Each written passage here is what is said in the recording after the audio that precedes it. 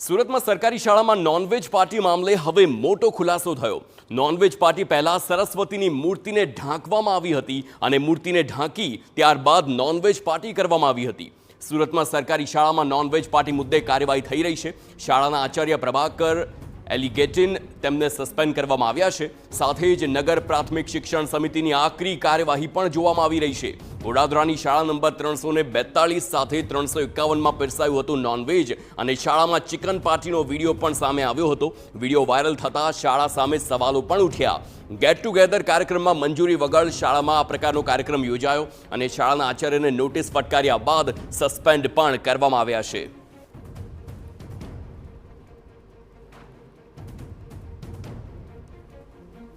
સંવાદદાતા બળદેવ સુથાર ફોનલાઈન પર। બળદેવ, જે પ્રકારની લેટેસ્ટ માહિતી છે એ કેવી તસવીર સામે આવી છે કે જ્યાં સરસ્વતી માતાનું જે તેમની મૂર્તિ છે પહેલા તેને ઢાંકવામાં આવીને ત્યારબાદ નોનવેજ પાર્ટી કરવામાં આવી છે, એટલે કે વાત સ્પષ્ટ છે, એ લોકો પણ જાણતા હતા કે જે થઈ રહ્યું છે તે ખોટું થઈ રહ્યું છે અને તેમ છતાં આ પ્રકારે કરવામાં આવ્યું। વધુ શું હાલ વિગતો સામે આવી છે, શું કાર્યવાહી થઈ રહી છે વધારે?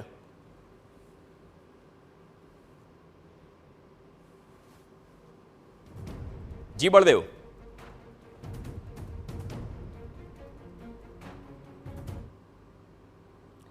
लागे છે સંપર્ક કપાયો છે, પરંતુ આ બે દ્રશ્યો આપની ટીવી સ્ક્રીન પરના છે જ્યાં સ્પષ્ટ જોવા મળી રહ્યું છે કે શાળાની બહાર સરસ્વતી માતાની એક મૂર્તિ મૂકવામાં આવી છે। આ સરસ્વતી માતાનું મંદિર જ કહી શકાય આ શાળા છે અને તેવામાં જ્યારે નોનવેજ પાર્ટી કરવામાં આવી તો તેની પહેલા તેને ઢાંકવામાં આવી છે, મૂર્તિને ઢાંકવામાં આવીને ત્યારબાદ બેફામ રીતે ચિકન પીરસવામાં આવ્યું અને ત્યારબાદ કેટલાક લોકો તેની જ્યાફત માણતા પણ જોવા મળ્યા। પરંતુ સૌથી મોટો સવાલ અહીં એ ઊભો થાય છે કે આ મંદિરમાં, આ વિદ્યાના મંદિરમાં આ પ્રકારનું કૃત્ય શા માટે કરવામાં આવ્યું છે? તપાસનો દોર શરૂ કરવામાં આવ્યો છે, આચાર્યને સસ્પેન્ડ કરવામાં આવ્યા, પરંતુ જે દ્રશ્યો સામે આવ્યા છે ગુજરાતમાંથી તે દ્રશ્યો ખૂબ જ દુઃખદ દ્રશ્યો કહી શકાય, કારણ કે આ પ્રકારના દ્રશ્યો જોવા મળે છે।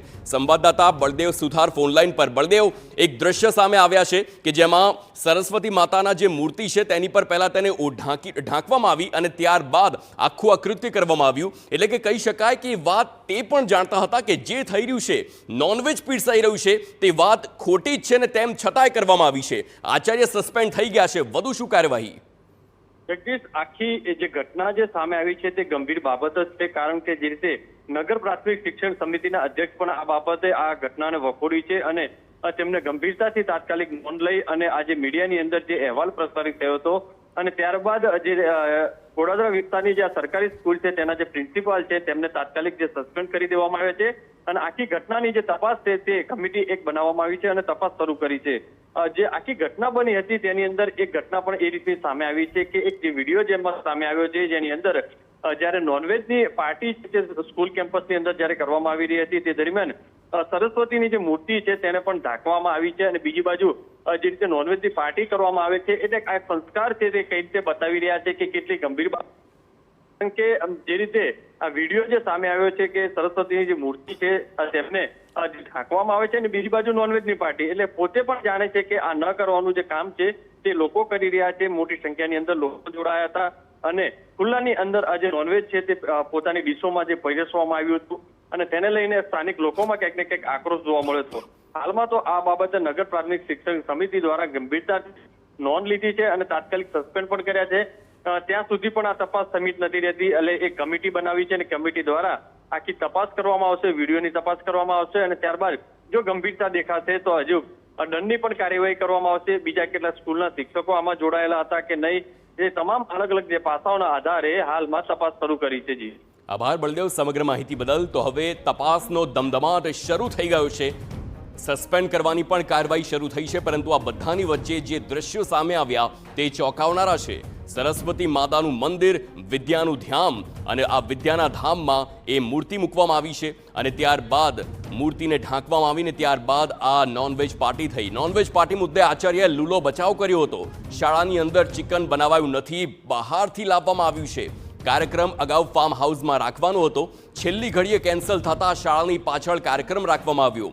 ભૂતપૂર્વ વિદ્યાર્થી, શિક્ષકો અને આચાર્યને ગેટ ટુગેધર હતું અને તેને લઈને જ આ કાર્યક્રમ થયો. આવો લૂલો બચાવ કર્યો છે, પરંતુ એક મર્યાદા નામની પણ વસ્તુ હોય છે, તે સમજવાની આચાર્યને ખૂબ જ જરૂર છે, કારણ કે શાળામાં નોનવેજ ન જ આવી શકાય, આ વિદ્યાના ધામમાં ન જ આવી શકાય તે વાત સ્પષ્ટ છે. આ આચાર્યએ 342 નંબરના આચાર્યએ નગર પ્રાથમિક શિક્ષણ સમિતિની શાખને નુકસાન પહોંચાડવાનું ગંભીર કૃત્ય કર્યું હોય આજ રોજ એમને સસ્પેન્ડ કરવામાં આવ્યા છે. હવે ખાતાકીય તપાસ મૂકીને પેનલના માધ્યમ દ્વારાથી વધુ તપાસ કરીને એના પર જે બીજી પણ કાર્યવાહી કરવાની હશે અમે કરીશું. 40 વર્ષ પહેલાં મારુતિનગર શાળામાં, સરકારી શાળામાં બનેલા વિદ્યાર્થીઓને એક સાથે પૂર્વ વિદ્યાર્થીની સ્નેહ સંમેલનની એક આયોજન કરવામાં આવ્યું. એ આયોજન માટે અમે ફાર્મ હાઉસમાં કરેલું છે, પણ છેલ્લે ઘડિયા રાત્રિ મોડો સુધી કેન્સલ કરવામાં આવેલું. તો અમે બધા મળીને અહીંયા સ્કૂલની કમ્પાઉન્ડ પાછળ આયોજન કરવામાં આવ્યું. આ તો સ્કૂલમાં નથી ખાવાનું, અંદર બહાર. પછી એ લોકો લાવ્યા તો કોણ લાવ્યા કોણ નથી લાવ્યા, પછી બધું ભૂલ સ્વીકારો છો સાહેબ? આ થવું ભૂલ તો એમાં ભૂલ કેવી રીતે થાય? મારા ધ્યાનમાં નથી તો એટલે કેવી રીતે?